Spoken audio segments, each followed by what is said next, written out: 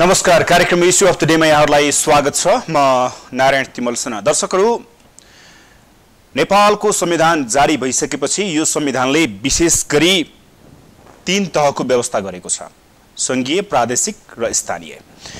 यी 3 तह मध्ये अहिले स्थानीय तहको निर्वाचन, पहिलो चरणको निर्वाचन सकिएको छ। दोस्रो चरणको निर्वाचन यही असार 14 का लागि तोकिएको छ र दलहरू तयारीमा व्यस्त छन् र पहिलो चरणको मत परिणाम लगभग सबै आइसकेको छ, भरतपुर महानगरपालिका बाहेक। तर विशेष गरी संघीयताको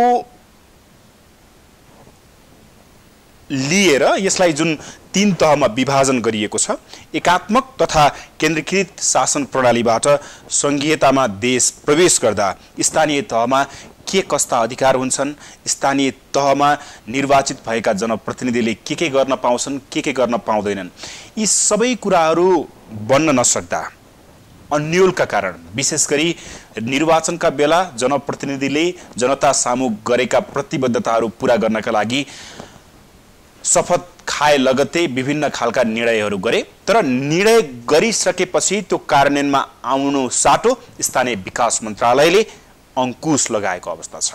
के साच्चै जनप्रतिनिधिहरूले आफ्नो काम कर्तव्य अधिकार बुझेनन् या स्थानीय तहको बारेमा उनीहरूलाई जानकारी नै भएन? आज हामी यसै विषयमा चर्चा गर्नेछौँ। हामीसँग हुनुहुन्छ पूर्व सचिव स्थानीय तहका जानकार खेमराज रेग्मी। स्वागत छ सर। धन्यवाद सर। आरामै हुनुहुन्छ? ठीक छ। यो जनप्रतिनिधिहरूले अहिले 283 स्थानीय तहको जनप्रतिनिधिहरूले, केही जनप्रतिनिधिहरूले आफ्ना निर्णयहरू गरे, तर स्थानीय विकास मन्त्रालयले त्यसलाई अंकुश लगायो। स्थानीय तह बुझेनन् या उनीहरूले आफ्नो काम कर्तव्य अधिकार बुझेनन्? के देख्नुहुन्छ तपाईँ? अब यस्तो छ, यो संहिता लागू भयो। हामी यहाँले अघि भने जस्तै, ब्याकग्राउन्डमा भने जस्तै, हामी केन्द्रीकृत शासन व्यवस्थाबाट संहितामा गएका छौँ। वास्तवमा संविधानले संघीय अधिकारहरू अथवा संघीय सरकारले गर्ने काम कर्तव्य अधिकार के हुन्, प्रान्तीय सरकारले गर्ने, प्रादेशिक सरकारले गर्ने काम कर्तव्य अधिकारहरू के हुन् र स्थानीय तहको सरकारले गर्ने काम कर्तव्य अधिकारहरू के हुन् भन्ने कुराहरू संविधानमा स्पष्ट लेखिएको छ। अब हामीले चुनाव सम्पन्न गरेका छौँ र चुनावका सन्दर्भमा अब जनप्रतिनिधिहरूले आफ्नो घोषणापत्र भनौँ अथवा जनतालाई दिने आश्वासनहरू दिनु स्वाभाविकै पनि हो र उहाँहरूले दिएका आश्वासनहरूलाई हामीले अतिरञ्जित तरिकाले चाहिँ बढाइ चढाइ गरे भन्ने खालले लिनु पनि हुँदैन। अन्ततोगत उहाँहरूले चाहिँ ती कामहरू पुरा गर्नुपर्ने पनि हुन्छ। तर कुरो के हुन्छ भने प्रजातान्त्रिक मुलुकमा अथवा प्रजातान्त्रिक पद्धतिमा सबै कामहरू गर्दाखेरि कानुन सम्मत ढङ्गले गरिनुपर्दछ। अब स्थानीय तहले के काम गर्ने, कसरी गर्ने, त्यसका प्रक्रियाहरू के हुन्, प्रविधिहरू के हुन् भन्ने खाल सम्बन्धमा त्यो ऐन बनिसकेको छ। तर अब त्यो चाहिँ संसदमा पुगेको छ, संसदबाट पास भइसकेको छैन। अब अहिले चाहिँ खालि के भन्देखिलाई चाहिँ कार्यकारिणी आदेशबाट स्थानीय तहहरू सञ्चालन गर्ने व्यवस्था गरिएको छ। कार्यकारिणी आदेश बमोजिम भन्नाले अब केन्द्रीय मन्त्रीमण्डलले गरेको चाहिँ निर्णय अनुसार कामकाज गर्ने गरी। त्यसो हुँदाखेरि हामीले मूलतः के बिर्सनुहुन्न भने प्रजातान्त्रिक संस्थाहरू सबै कानुन सम्मत ढङ्गले चल्नु पर्दछ र कानुन सम्मत ढङ्गले आफूले गर्नुपर्ने दायित्वहरू, कर्तव्यहरू निर्वाह गर्नुपर्ने हुन्छ। कानुन सम्मत ढङ्गले चल्नुपर्छ। तर स्थानीय तहलाई फङ्सनिङ गर्नको लागि त्यो कानुन बनेको अवस्था त छैन। त्यही त मैले भने नि, कानुन चाहिँ बनिसकेको छ। अब त्यसलाई चाहिँ संसदबाट चाहिँ अनुमोदन हुन बाँकी छ, अर्थात् संसदबाट पास भएर त्यसले कानुनको रूप लिन बाँकी छ। अब यो के हुन्छ भने पछि गएर जस्तो स्थानीय तहले 1 वर्षसम्म केन्द्रले बनाइदिएको कानुन अनुसार काम गर्नुपर्ने हुन्छ। त्यसपछि उनीहरूले चाहिँ आफै कानुन बनाउन सक्छन्। तत्त विषयहरूमा चाहिँ संविधानले दिएको जुन अधिकारहरू छ तत्त विषयमा उनीहरू आफै कानुन बनाउँछन् र चाहिँ आफूले कानुन बनाइसकेपछि केन्द्रले बनाएका कानुनहरू स्वतः चाहिँ तिनीहरू विस्थापित हुन्छन्।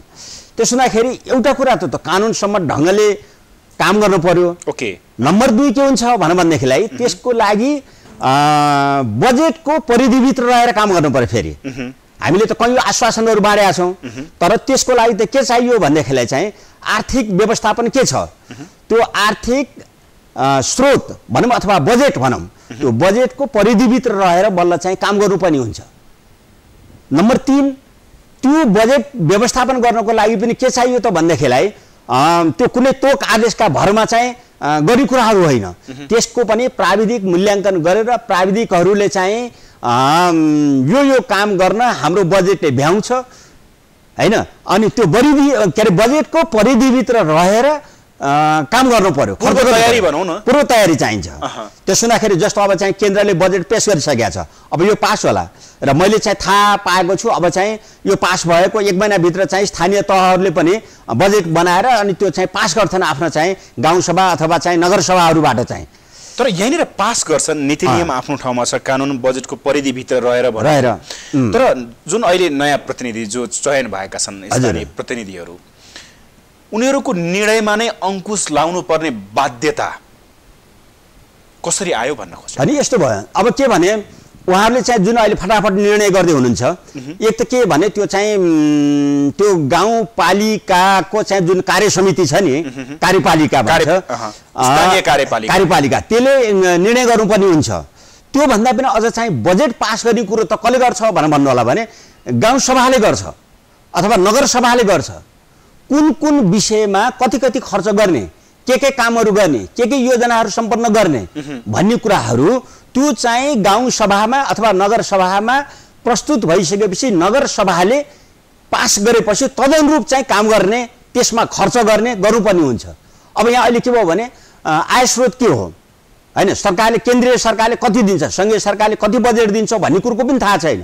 अब अहिले फटाफट यो पनि गर्ने, त्यो पनि गर्ने, यहाँ पनि गर्ने, त्यहाँ पनि गर्ने भनेर भन्दाखेरि भोलि के हुन सक्छ भन्दाखेरिलाई चाहिँ जहाँ खर्च गर्नुपर्ने हो त्यहाँ चाहिँ खर्च नपुगिराखेको अवस्था अथवा बजेट चाहिँ त्यसलाई चाहिँ छुट्याउन नसक्ने अवस्था, जहाँ चाहिँ अलिकति चाहिँ लोकप्रियताको लागि खर्च गरिहाल्ने अवस्था रह्यो भने डिफङ हुन जान सक्छ गाउँ स्तरको भनौँ न अब चाहिँ निकाय। त्यसोदाखेरि तपाईँले यो भनिरहँदाखेरि जस्तै कानुन बन्नपर्छ, असीमित अधिकार छन् स्थानीय तह, संविधानले दिएको अधिकार छन्, तर कानुन नबनेको अवस्था त्यो सामान्य रूपमा बुझ्दाखेरि जनप्रतिनिधिहरूले बुझेनन् कि बुझाइएन, पहिलेकै परिपाटीलाई अँगाल्न खोजे कि नयाँ परिपाटी उनीहरूले बुझेनन्, के देख्नुहुन्छ त्यसो भए? यस्तो छ, अब बुझेनन् भन्नु पनि हुँदैन, किन भन्दाखेरिलाई चाहिँ संवैधानिक व्यवस्था चाहिँ जनप्रतिनिधिहरूले बुझ्नु भएको छैन भन्ने कुराहरू होइन। तर के हुन्छ भन्दाखेरिलाई एउटा जितको चाहिँ जुन अब उन्माद हुन्छ भनौँ न, जनताले हामीलाई विश्वास गरे, त्यस हुनाले जनतालाई चाहिँ हामीले तत्काल त्यसको रिटर्न चाहिँ दिइहाल्नुपर्छ भन्ने जुन एउटा मानसिकता छ नि, त्यसले गर्दाखेरि केही चाहिँ निर्णयहरू भएका पनि हुन सक्छन्। जस्तो कर्मचारी पनि भर्ना गरे कहीँ भन्ने खालका कुराहरू पनि सुनियो, जबकि वास्तवमा यो संक्रमण काल छ। संक्रमण कालमा के छ भन्दाखेरि हाम्रो चाहिँ केन्द्रमा चाहिँ बढी कर्मचारीहरू छन्, अब हिजोको चाहिँ अब क्षेत्रीय तहमा चाहिँ बढी कर्मचारीहरू छन्, अञ्चल तहमा चाहिँ छन्, अनि जिल्ला तहमा चाहिँ छन्। ती सम्पूर्ण कर्मचारीहरूलाई व्यवस्थापन गर्नुपर्ने हुन्छ। तिनीहरूलाई कहाँ पठाउने हो त भनेर भन्दाखेरि अब स्थानीय तह र चाहिँ भोलि चाहिँ प्रादेशिक तहमा चाहिँ पठाउनु पर्ने हुन्छ। तिनीहरूको समायोजन गर्नको लागि चाहिँ केन्द्रीय तह, केन्द्रीय सरकार चाहिँ लागि परेको छ। त्यस हुनाले अब अहिले तत्काल चाहिँ बाहिरबाट चाहिँ नियुक्ति गरिहाल्यो भने भोलि उनीहरूलाई हटाउनु पनि गाह्रो पर्ने हुन्छ। त्यसो हुँदाखेरि सायद चाहिँ केन्द्रले अहिले जथाभावी नियुक्ति पनि नगर्नुहोस् र चाहिँ जथाभावी चाहिँ बजेट चाहिँ अहिले घोषणा गरिहाल्ने, बाँडिहाल्ने काम नगर्नुहोस्। त्यो चाहिँ कानुनसम्मत ढङ्गले बजेट अथवा चाहिँ होइन हाम्रो चाहिँ आय स्रोतको परिधिभित्र रहेर गर्नुपर्छ भन्ने कुराहरू जनप्रतिनिधिले बुझ्नुपर्छ। वास्तवमा त्यो गरेपछि त्यो चाहिँ बुझि नसकेको अवस्था देखियो नि त यसरी हेर्दा। अब यो के छ भन्दाखेरिलाई चाहिँ अब यो संक्रमण काल हो, यसमा चाहिँ के गर्न हुने र के गर्न नहुने भन्ने कुरामा पनि जनप्रतिनिधिहरू अलिकति दुविधामा पनि हुन सक्नुहुन्छ।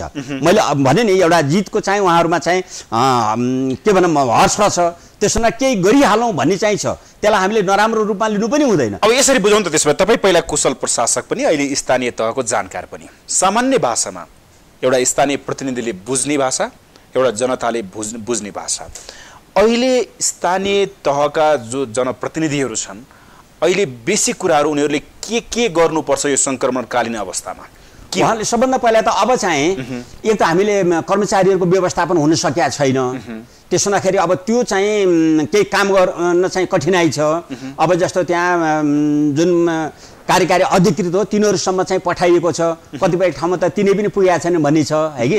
त्यसो हुनाले अब यो कर्मचारी व्यवस्थापनको लागि चाहिँ सामान्य प्रशासन मन्त्रालयहरू चाहिँ र अब त्यो समिति छ भनौँ न, सामान्य प्रशासन सचिवको चाहिँ नेतृत्वमा एउटा चाहिँ यो कसरी समायोजन गर्ने भन्ने छ, त्यसले युद्ध स्तरमा काम गरिराखेको अवस्था छ।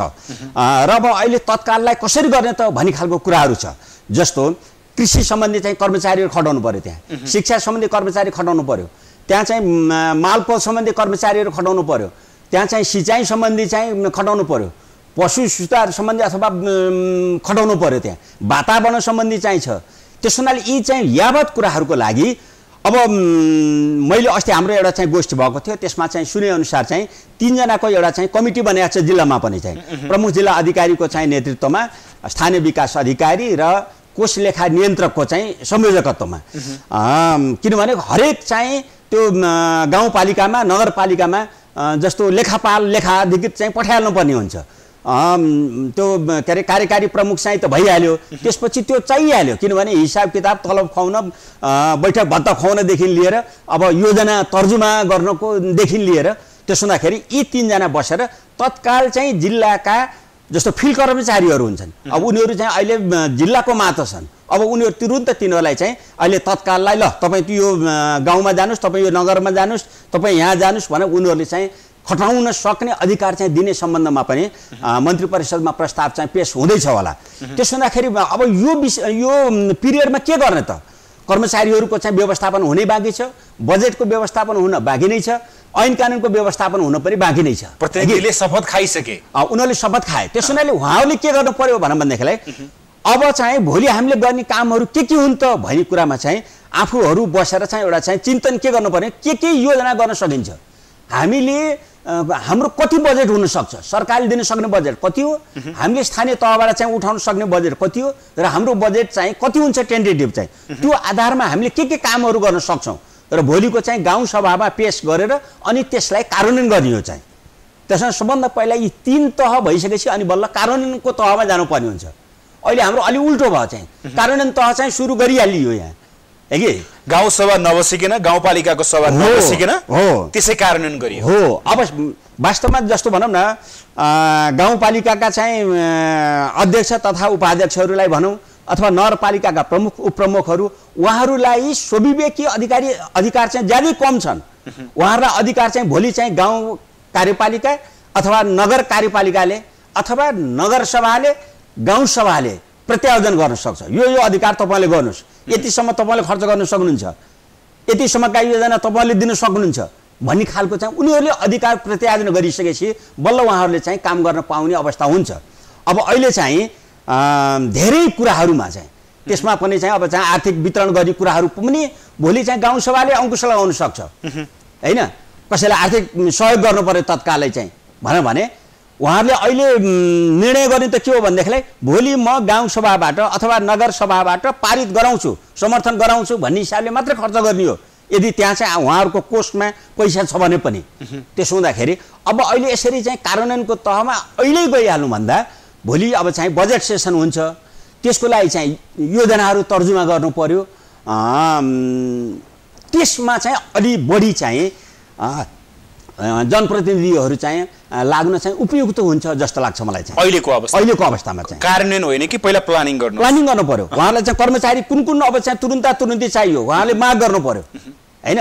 जस्तो अहिलेलाई स्थानीय विकास अधिकारीसँग चाहिँ हुन त अब चाहिँ जिल्ला विकास समिति भन्ने नभएको हुनाले अब त्यसको चाहिँ काम अलिकति अधिकारहरू केन्द्रले दियो भने मात्रै हो, नत्र अलिकति कमै छ, सबै अधिकारहरू कि अब स्थानीय तहमै छ कि प्रादेशिक तहमा कि केन्द्रमै छ।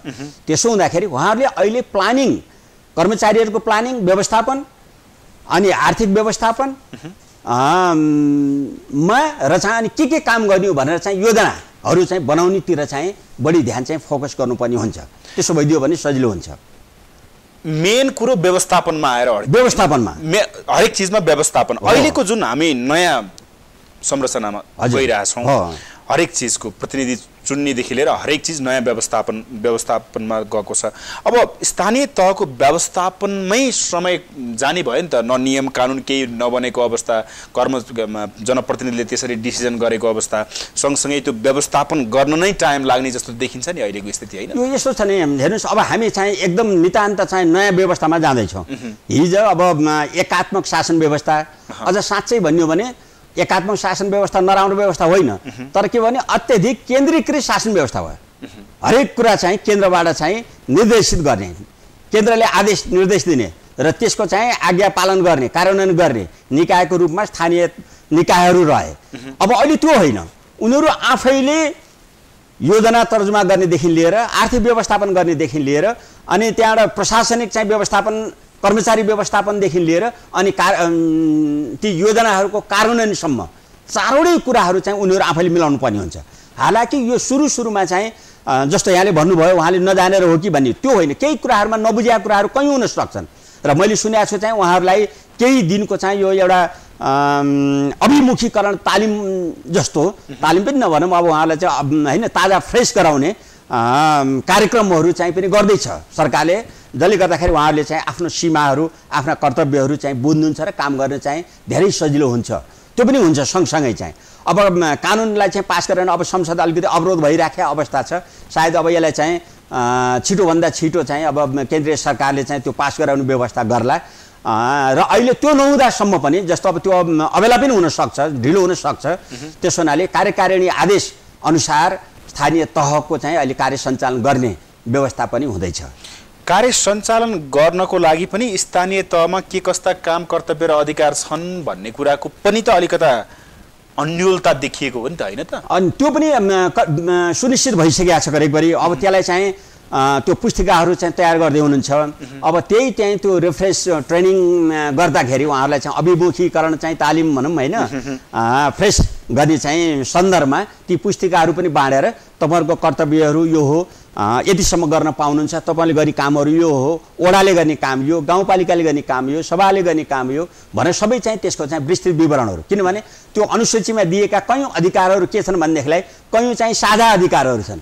त्यो साझा अधिकारमा कति कसले गर्ने, जस्तो वन सम्बन्धी भन्यो होइन, अब स्थानीय तहले वन सम्बन्धी कति उपभोग गर्ने, कति संरक्षण गर्ने, के गर्ने, अथवा होइन प्रदेशले कति गर्ने, केन्द्रले कति गर्ने भन्ने कुराहरू, त्यो सबै कुराहरू छुट्याइदिया हुन्छ।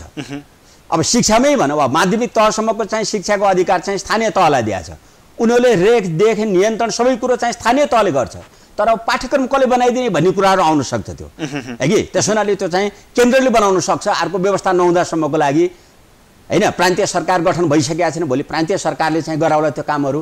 त्यस हुँदाखेरि ती सबै कुराहरू चाहिँ केन्द्रीय सरकारले बाँडफाँड गरिदिइसकेका छ। त्यो अनुसूचीमा भएका कुराहरू अस्पष्ट छन्, हामी पनि स्पष्ट हुन सक्दैनौँ। कयौँ कुराहरू दोहोरिए जस्तो, अलिकति कन्फ्युजन जस्तो त्यस्ता कुराहरू छन्। त्यस हुनाले त्यसलाई स्पष्ट गर्नको लागि सङ्घीय तथा यो चाहिँ जुन स्थानीय विकास मन्त्रालय छ त्यसले त्यो सबै सूचीहरू तयार गरेर त्यो बाँड्दैछ, केही समयभित्र चाहिँ पुर्याउँछ। अब त्यो अब यहाँनिर आउँदाखेरि स्थानीय तहलाई दिएको अधिकार, जुन अधिकार छ, उसले आफ्नो स्वविवेकीय अधिकार प्रयोग गरेको अवस्था हुन्छ अथवा उसले केन्द्रबाट दिएको बजेटिङलाई त्यसलाई व्यवस्थापन गर्नुपर्ने हुन्छ? कसरी बुझौँ यसलाई? अब यस्तो हुन्छ, अब केन्द्रले चाहिँ उनीहरूलाई सोझै सायद अब यो कोष तथा लेखा नियन्त्रक कार्यालय माध्यम भएर चाहिँ सोझै पठाइदिन्छ गाउँपालिका अथवा नगरपालिकाहरूमा पैसा पठाइदिन्छ, एकमुष्ट पठाइदिन्छ। तर त्यो के हुन्छ भन्देखिलाई चाहिँ विभिन्न कार्यक्रमहरूको लागि भनेर मन्त्रालयगत आधारमा पठाउँछ मेरो विचारमा, है? अहिलेसम्म त्यो जस्तो शिक्षाको भन्यो, किनभने त्यहाँ त टिचरहरू त स्थायी टिचरहरू छन्, अब करिब करिब उनीहरू त सरकारी शिक्षकहरू हुन्, उनीहरूका तलब भत्ता पेन्सन या त्यहाँ सब कुराहरू सुविधाहरू चाहिँ छन्, छात्रवृत्तिका कुराहरू चाहिँ छन्। अब त्यो चाहिँ केन्द्रीय सरकारले दिइराखेका कुराहरू अब अहिले चाहिँ खोज्ने भन्ने कुरो हुँदैन। ल शिक्षाको लागि तपाईँहरूको यति बजेट छ, अब चाहिँ कृषिको लागि यसको लागि भनेर भनिदिया हुन्छ त्यो सबै। अनि त्यो सबै के हुन्छ भने त्यो स्थानीय त्यो सञ्चित कोष भन्ने हुन्छ, जस्तो केन्द्रमा चाहिँ सर्वसञ्चित कोष भने जस्तै त्यहाँ पनि के हुन्छ भने केन्द्रबाट गएको सम्पूर्ण पैसा त्यहीँ जम्मा, त्यहाँ उठेको चाहिँ विभिन्न करहरू लगाएर घर कर भन्यो, मालपोत भन्यो, अब मनोरञ्जन कर भन्यो, सवारी कर भन्यो, उनीहरूले धेरै उठाउनु पाउँछन् चाहिँ। यहाँ धेरै कुरा यो अनुसूची 8 मा उल्लेख गरे रहेछ, त्यो विभिन्न खालका करहरू छन् हो। त्यो सबै उठाएर के गर्न पाउँछन् भने उनीहरूले चाहिँ हामीले यो उठायौँ त्यसो हुनाले हामीले त्यही निकायमा खर्च गर्छौँ अथवा हामीले आफ्नो अनुकूल खर्च गर्छौँ भनेर हुँदैन। त्यो चाहिँ के गर्नु पर्यो, त्यो स्थानीय चाहिँ जुन कोष छ सञ्चित कोष, स्थानीय सञ्चित कोष, त्यहाँ चाहिँ जम्मा हुन्छन् तिनीहरू। जस्तो हामीले लोकसेवाकै जहाँ दिनु पर्यो भने त्यसको जुन दस्तुर हो त्यो त सरकारी कोषमा जम्मा गर्छौँ नि। अनि सरकारले भोलि के गर्छ, लोकसेवा आयोगलाई चाहिँ खर्च पर्चको लागि चाहिँ छुट्टै निकासा गर्छ भने जस्तै त्यो सबै एकै ठाउँ जम्मा हुन्छन्। अनि त्यहाँबाट चाहिँ त्यो गाउँसभा अथवा नगरसभाले निर्णय गरेका चाहिँ शीर्षकहरूमा उसले दिएको चाहिँ होइन जुन जुन कार्यक्रमहरूमा खर्च गर्ने भन्छ त्यही कार्यक्रममा त्यो बाट पैसा निकालेर खर्च गर्ने हो।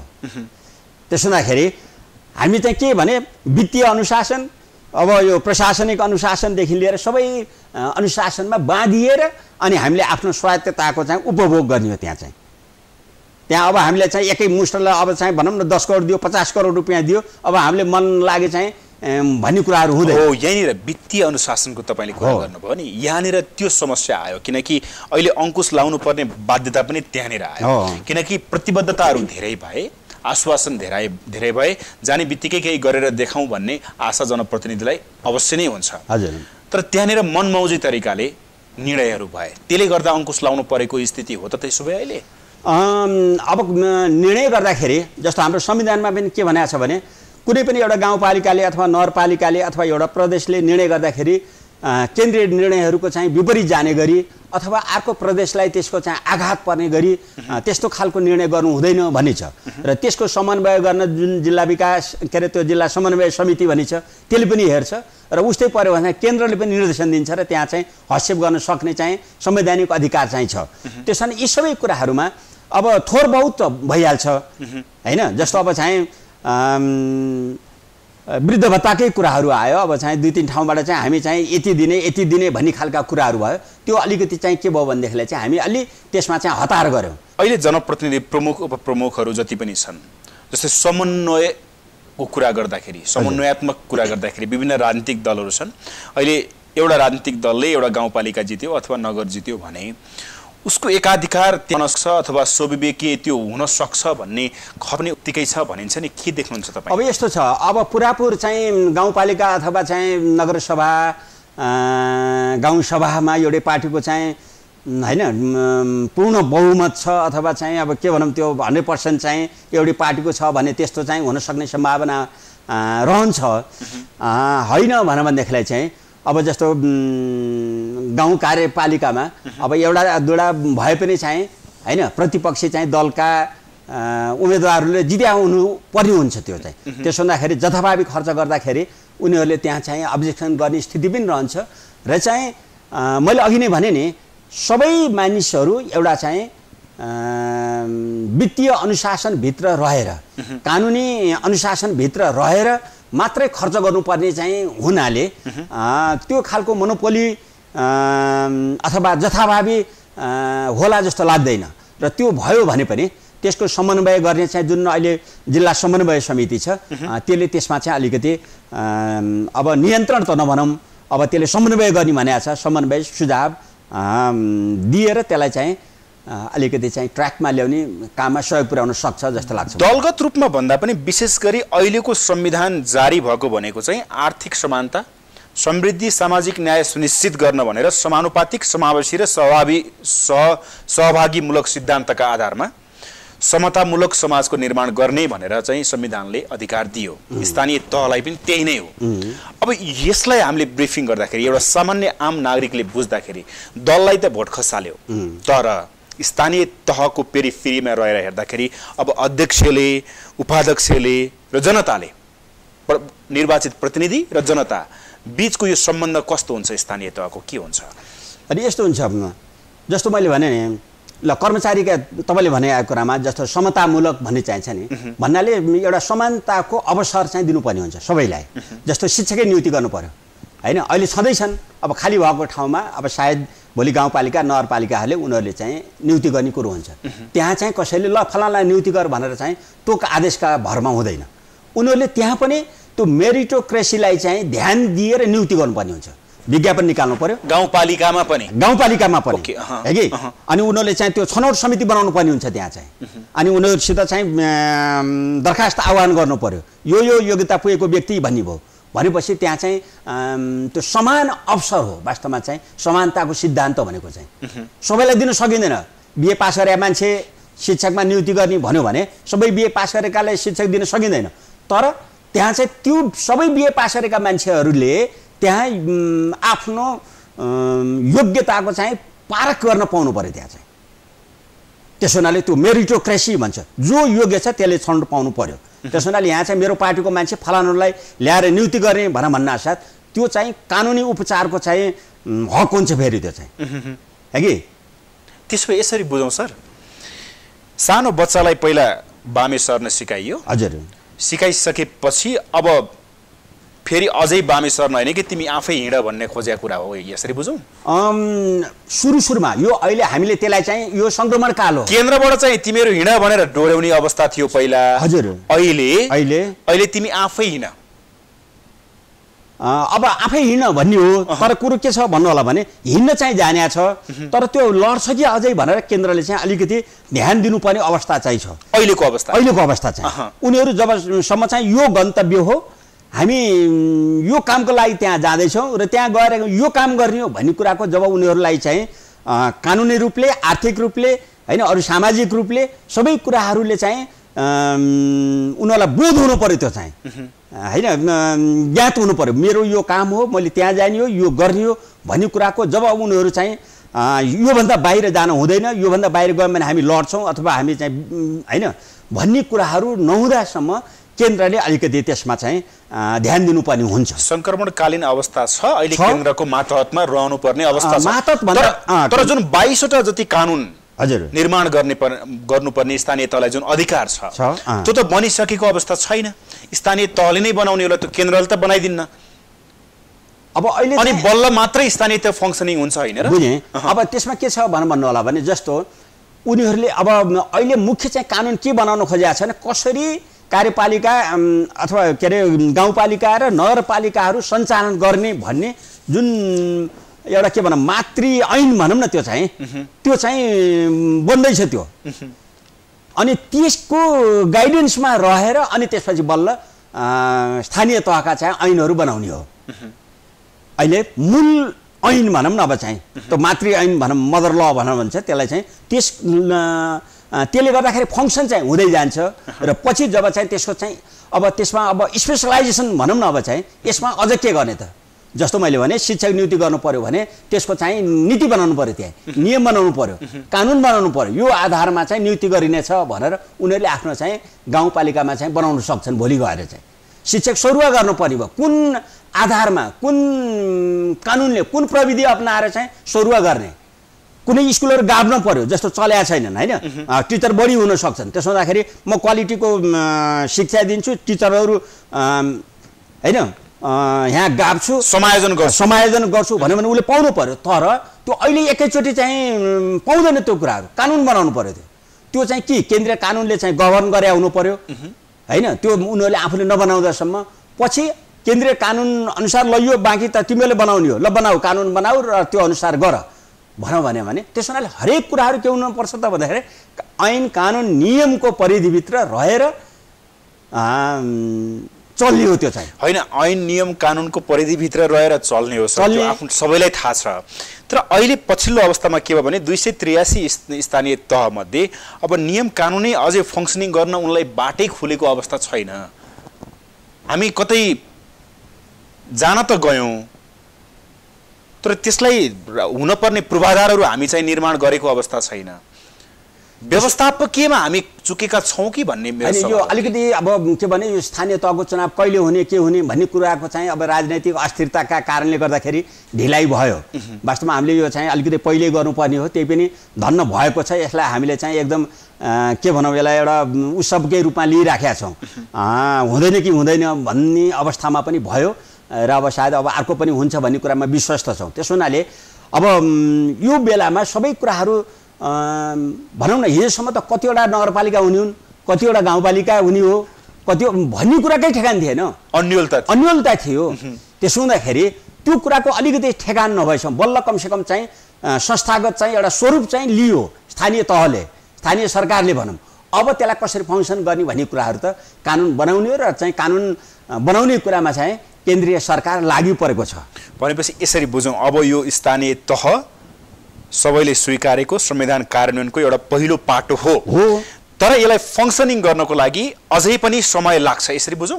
केही समय लाग्छ अझै। यो चाहिँ वास्तवमा यसलाई फुल फ्लेजेड रूपमा यिनीहरूले त्यो स्थानीय स्वायत्तताको एउटा चाहिँ स्थिति ग्रहण गर्नुको लागि अझै 2.5 वर्ष 2.5 वर्ष चाहिँ लाग्न सक्छ, किनभने कानुन बनाउने कुराहरू त धेरै छन्। त्यसो हुँदाखेरि यो करिब करिब चाहिँ यो जुन कार्य अवधि छ नि त्यसको आधा समय जति त हामीले यो चाहिँ व्यवस्थापन गरेर त्यसलाई चाहिँ ठिक ट्र्याकमा ल्याउने कानुन नियम प्रक्रिया प्रविधिहरू सब तयार गर्दै जान सक्छ।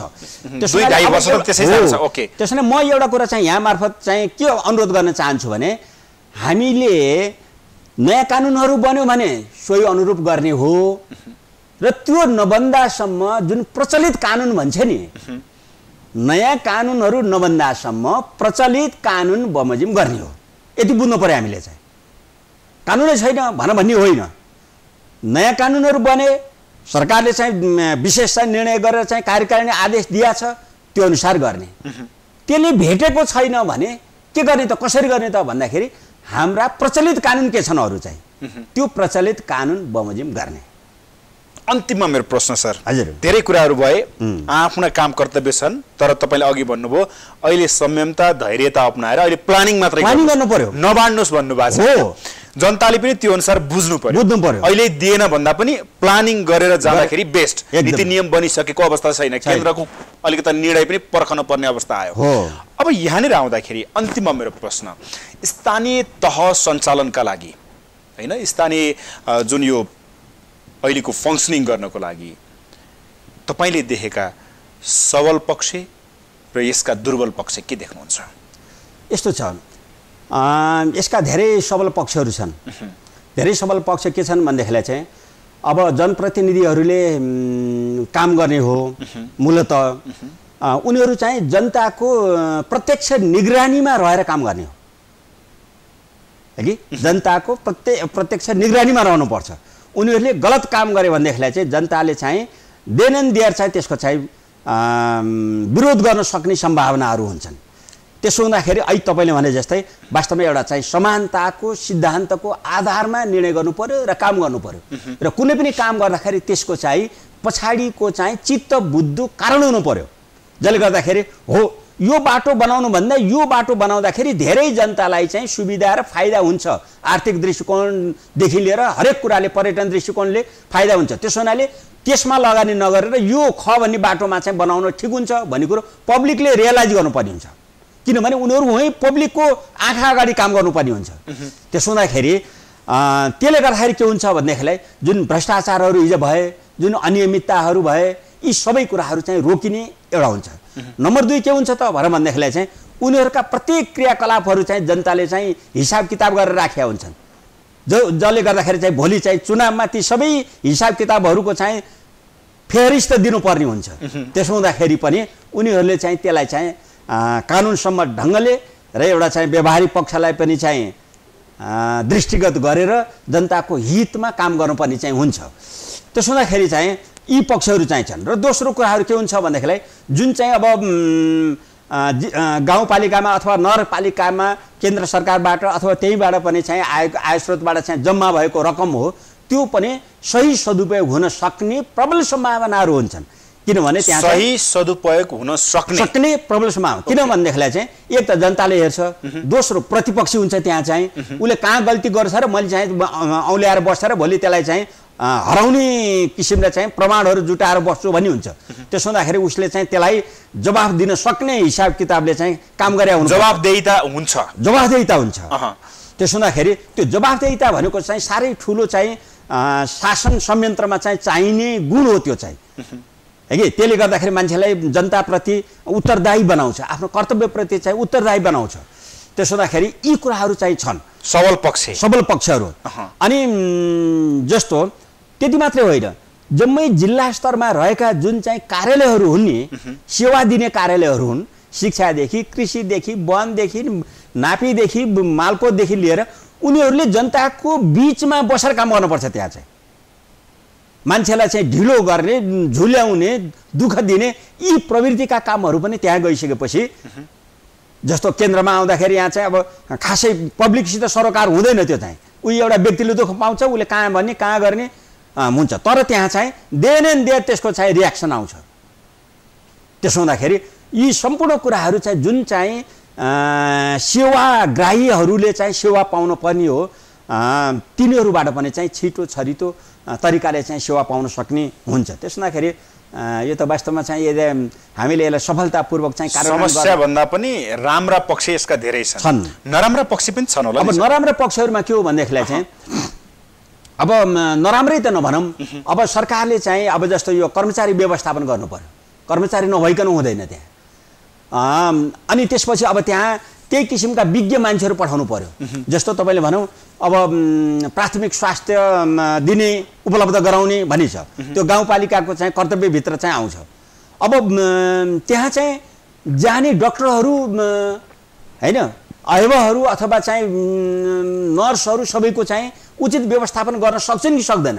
यो जनशक्ति जुन प्राविधिक जनशक्ति छ, म जस्तो बिचमा चाहिँ स्वास्थ्य सचिव पनि भएँ, मैले मेरो जिल्लामा चाहिँ डाक्टर पठाउनलाई चाहिँ धेरै मिहिनेत गर्नु पर्यो। डाक्टरहरू जान मान्दैनन् है कि, कोही विदेशी छन्, कोही यहाँ भएका पनि चाहिँ काठमाडौँमा अथवा चाहिँ अलि राम्रा चाहिँ जिल्लाहरूको सदरमुकाममा चाहिँ केन्द्रित हुन चाहन्छन्। अब उनीहरूलाई चाहिँ गाउँ गाउँमा पुर्याउन सकिन्छ सकिँदैन?